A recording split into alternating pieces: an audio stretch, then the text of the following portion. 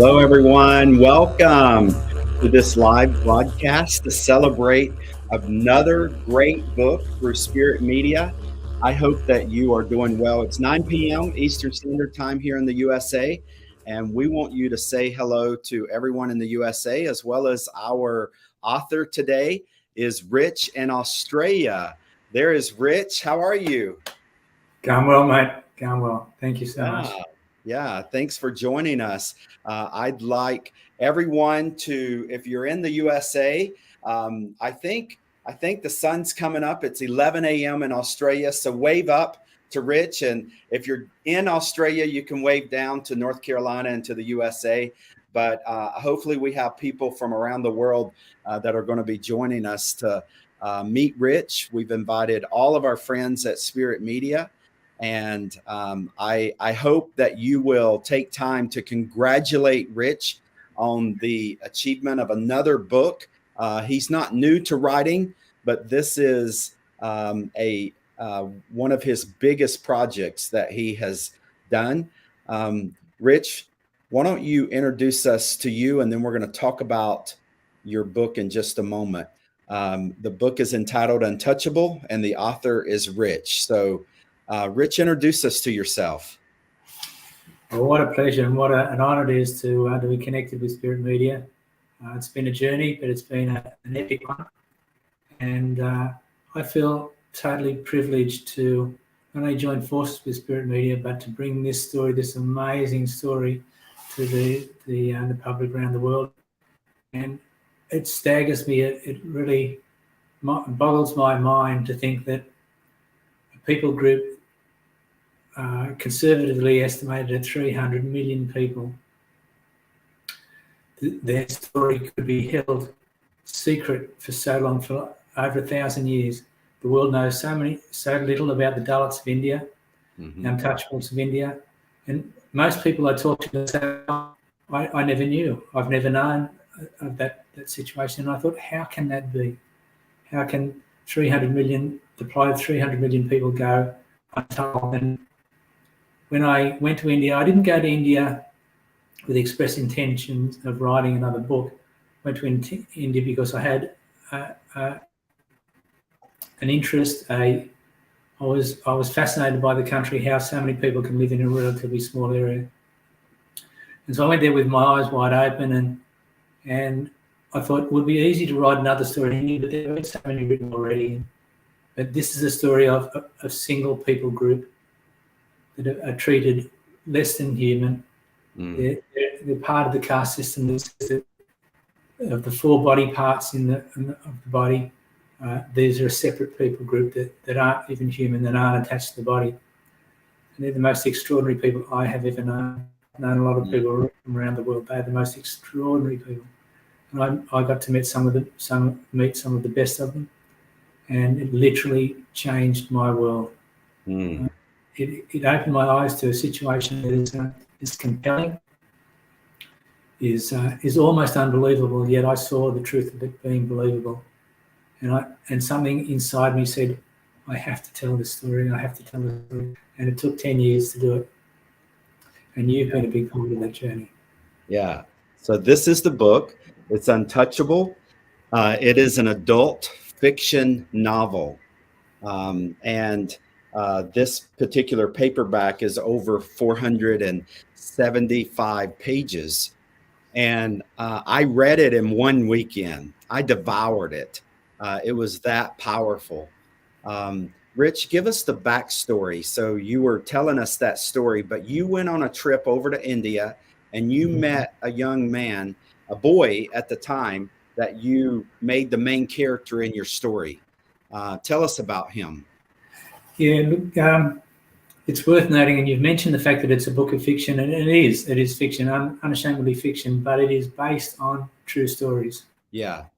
And I was in an orphanage. I'd known the founder of the orphanage for a number of years and financially supported him, and grew to know and love this guy and the work that he was doing.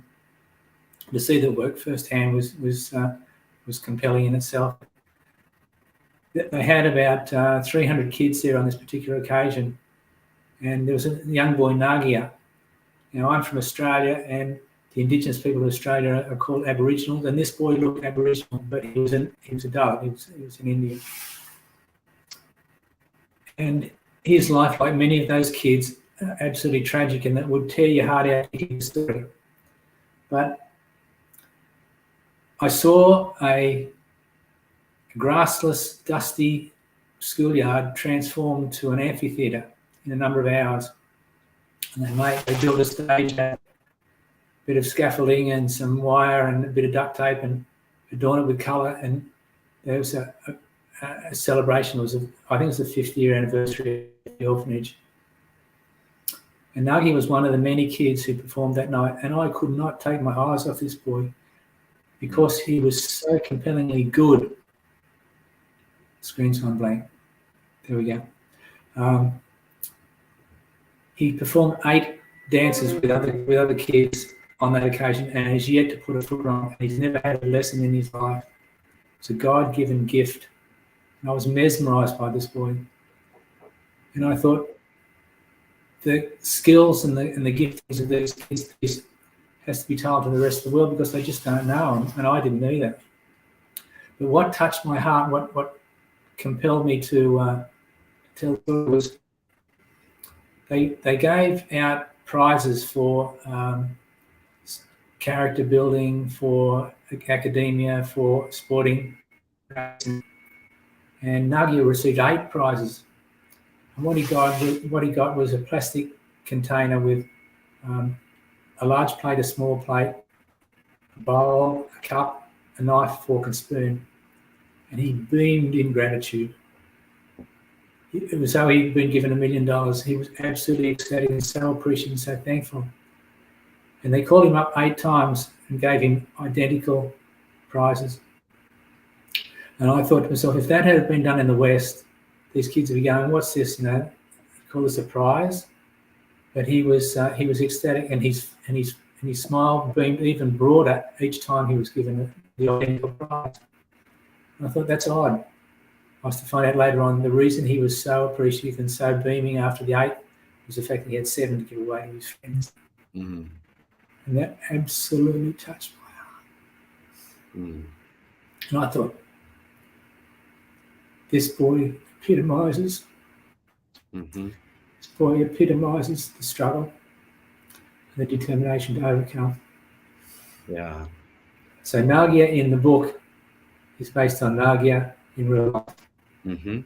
Yeah. It's not changed, but yeah, I've always been a fan of stories that are based on a real story. Yeah. And I can visualize him, the little boy that you start out talking about, and he grows to be a world renowned dancer. So it is Untouchable, from beatings to Broadway.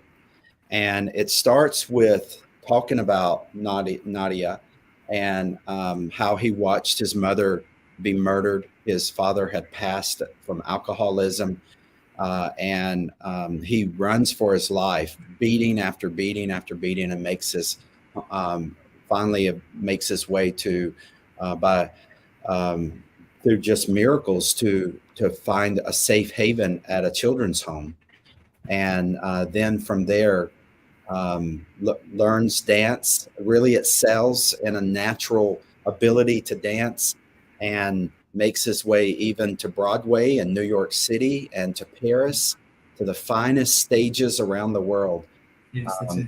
And it is just a powerful story. It really shows brotherly love, family, community. But in the midst of that is the tragedy of Nagia being an untouchable, someone that many people would spit upon, would slap around, would treat even worse than our pets are treated at times, because in Nagia's life, he's born into that lowest caste, not even a caste, considered untouchable, where he could never have proper education, own land, be able to vote, be given any significant human rights. And one of the things that really gripped my heart as I read this was in the back of the book, you just give a little explanation about how it is a fictional story, and that the tragedy is not so much that this is not a true story, it's that Nagia would not have the opportunity to ever have the life that you wrote about. And that's really the tragedy. So thank you for taking time. I know that this is emotional for you to remember your trip to India, but why did you then return to Australia and write this story? When something burns deeply inside you, you can ignore it for a season, but you can't ignore it for too long. And it kept welling up inside me. And so I started and I put it down. I started and I put it down.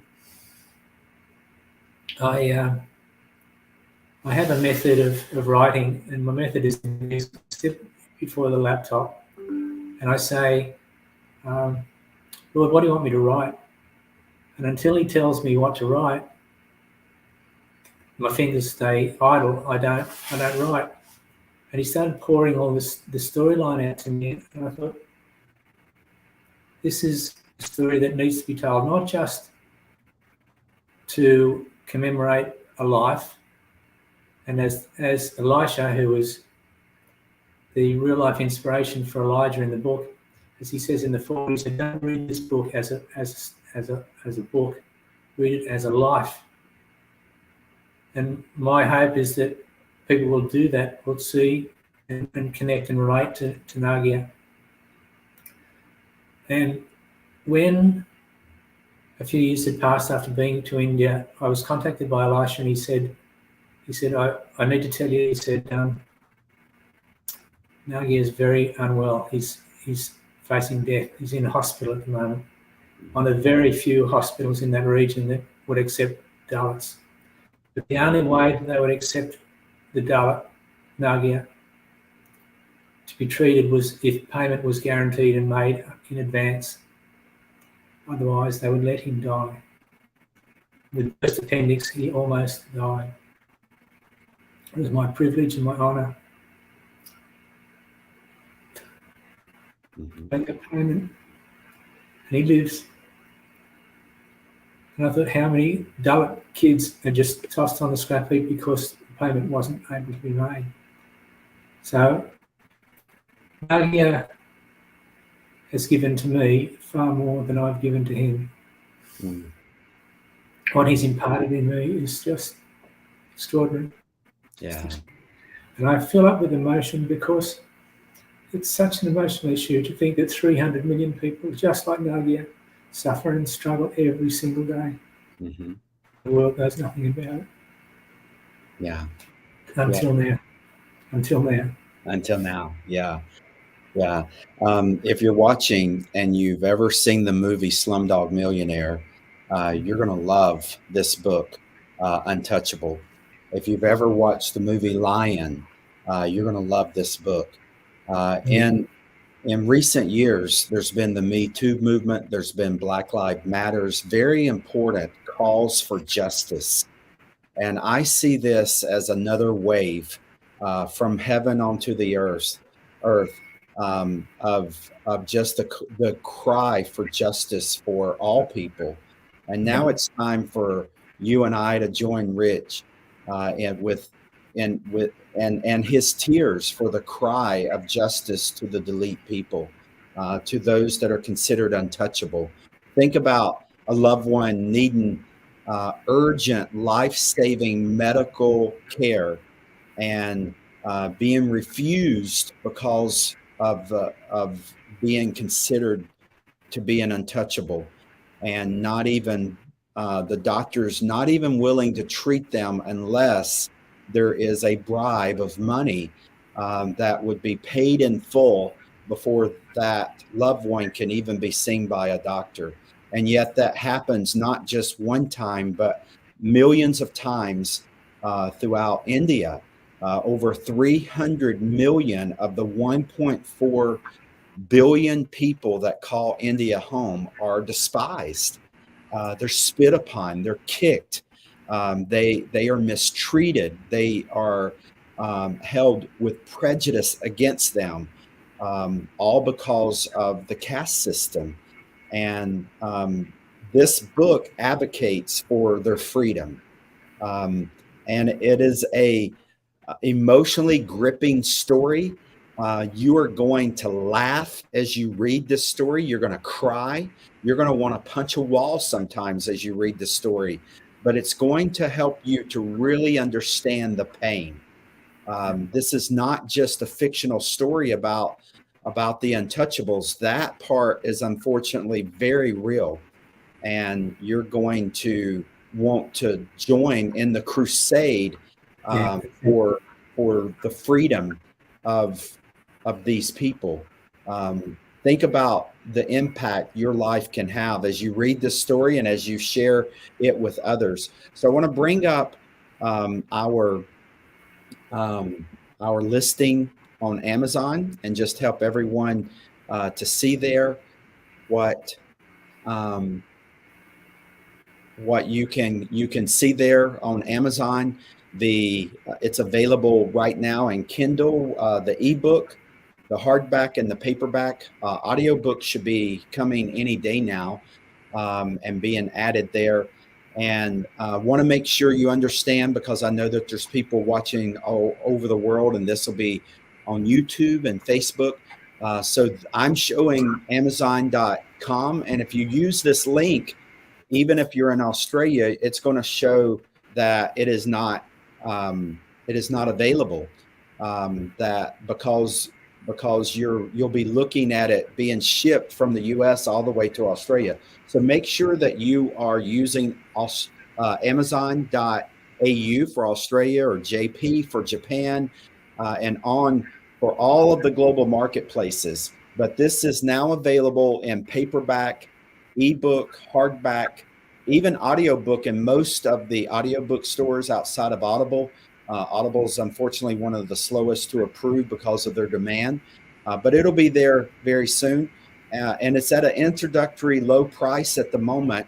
And we would encourage you to join with Rich and our team to buy this, to support it, and to share it, give it as gifts. I've given my loved ones this as a gift. A lot of people are having a book that they take to the pool and the beach for their summer reads. And I gave those in my family a copy so that they could have this. My wife is reading through it right now. I know other people that are reading through it. And so far, I've not given it to anyone that has come back and said, I wish you wouldn't have shared that with me. So I just encourage you to share it, and then make sure that you come back and leave a 5-star review. Rich is well on his way, but there are people that don't know Rich, and they don't know Spirit Media, and they don't know the story of the Dalit people or this book, Untouchable. And so by leaving a 5-star review, you can influence complete strangers in other countries to value this book and to read it and to let other people know about it. And then finally, I just want to make sure that you're aware that Rich has a website. You can go to, let's see, I'll have to stop sharing and go to a different thing here. So let me do that. I want to just show you his website real quick. It's richardconvery.com. There we go. And he's got some beautiful photos there in his website, but you'll look up here in the, well, you can't see it. So let me just spell it out for you. Richard, well, there it is on the bottom of our screen. Sorry, richardconvery.com. And you can see more about Richard.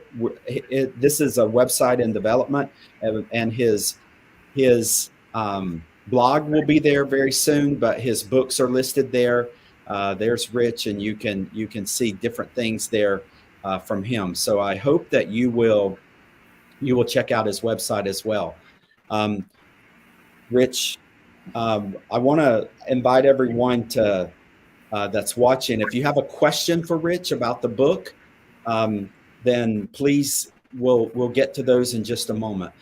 Rich, you said earlier that this took you 10 years. You want to explain that? Because I don't know that I think people will really appreciate the adversity that you've gone through physically, and how monumental it is that now in 2023, Untouchables being published. Describe that 10-year journey. It's a fascinating journey. I was diagnosed 6 years ago with having Parkinson's disease, and it affects my voice. I've lost volume in my voice, and it causes my voice to tremble. It kind of slowed me down a little bit, which is understating things quite significantly. But in a sense, I'm glad it's slowed me down because it gave me an opportunity and the time to research and communicate with Elisha. Elisha is one extraordinary individual. I know, Kevin, you've had the pleasure of meeting him on a couple of occasions now. So I would use him as a sounding board and ultimately ask him to write the foreword. And I think when you consider the gravity, the scope of the story, you understand why it took so long. I think it would have been doing an injustice to achieve it in a short space of time. And I kept on getting taken on this journey, as I mentioned before, and the curiosity in me said, why am I going down that track?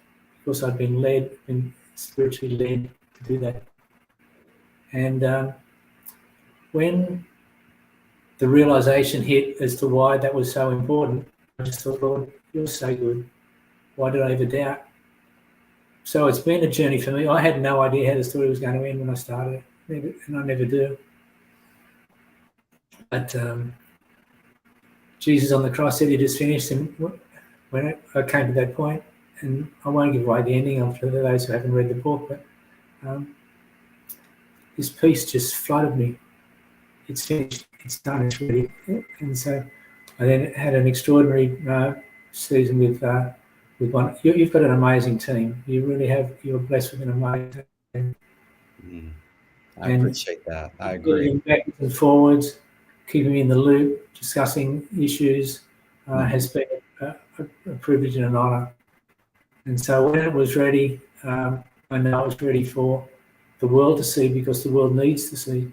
Let me pick up on something you've said a couple of times about 300 million.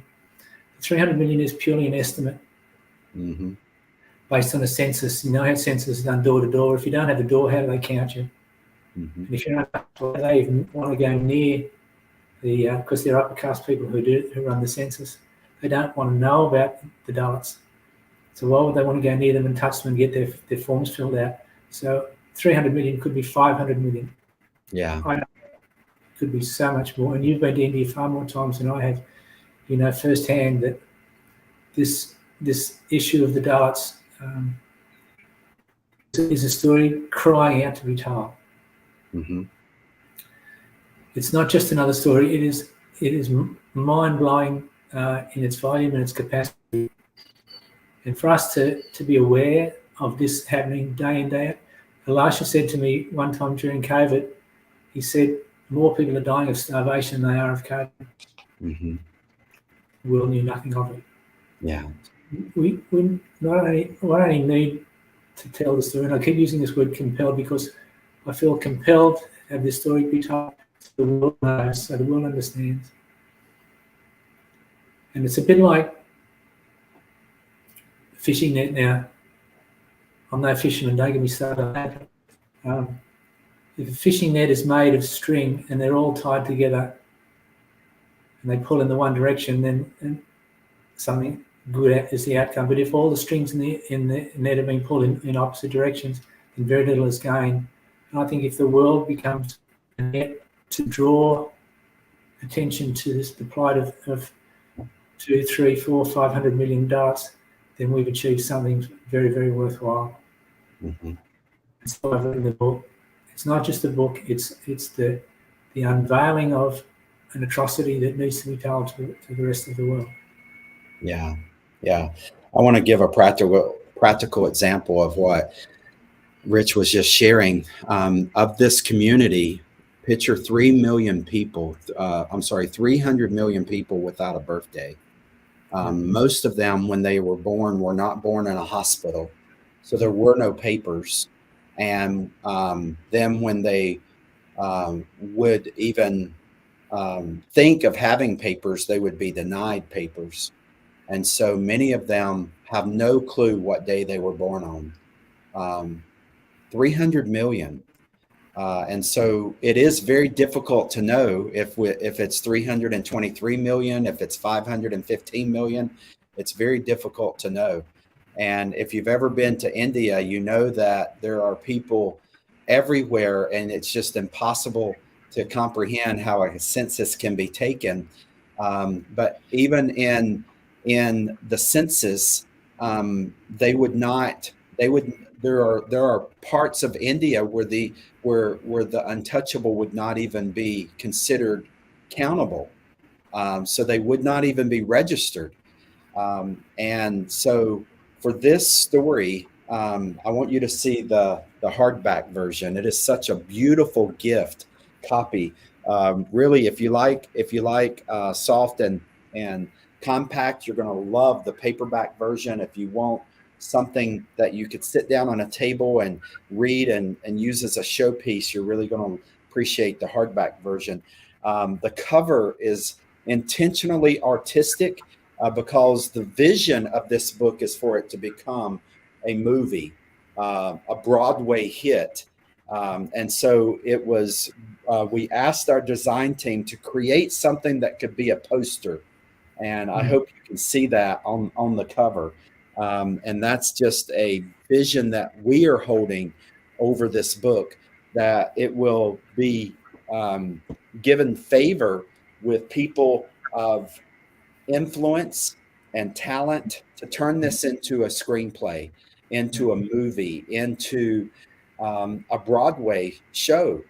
It's got that kind of storyline in it that would appeal to people across ethnics and cultures and racial and economic divides. And it is a powerful story of advocacy and justice and freedom. And you will just be amazed at how it ends. I'm not going to tell you. You need to read the story. But even to the very last word of the book, you are sitting on the edge of your seat. And when you read the very last word, it's like one of those, have you ever watched a movie where you're actually sad it goes off? You're like, well, what's next? But at the same time, it's like such a pivotal point of the movie to climax at that moment, and to go to a black screen, and the movie, you see the words "the end" come up, and the trailers begin. This is what you're going to experience as you read the final words of the final chapter of the book. It is very short chapters. You can read a chapter in even 15 minutes, some of them, and I'm a slow reader, but it will not take you long to read through this book. Do we have any questions? Has anyone come in with any questions yet? I see a lot of congratulations and comments. Barbara Hemphill read it in its beginning before we even published it for Spirit Media, and she cried through it, and she's saying she can't wait to see it on Broadway. Charles from Canada said that he just ordered a copy. Congratulations, Rich. So everyone, order your copy. Make sure that you give copies, but help us get the word out about this best kept secret called Untouchable. Rich, any final words? I'm surprised to find out I've got a website. I've only just realised. Gee, I've been busy, haven't I? But look, I can't overstate the fact that the privilege is mine. I've grown enormously in my compassion and mercy for people groups. And of course, although this is the story of the Dalits of India, there are people groups in in Africa, South America, Asia, that are just as important. It's just this one is the happens to be the one that I got called to write upon. And the more we can bring things out into the light, the better we all are. And I think for those who are touched to do something about it, I think your life will be enriched because of that.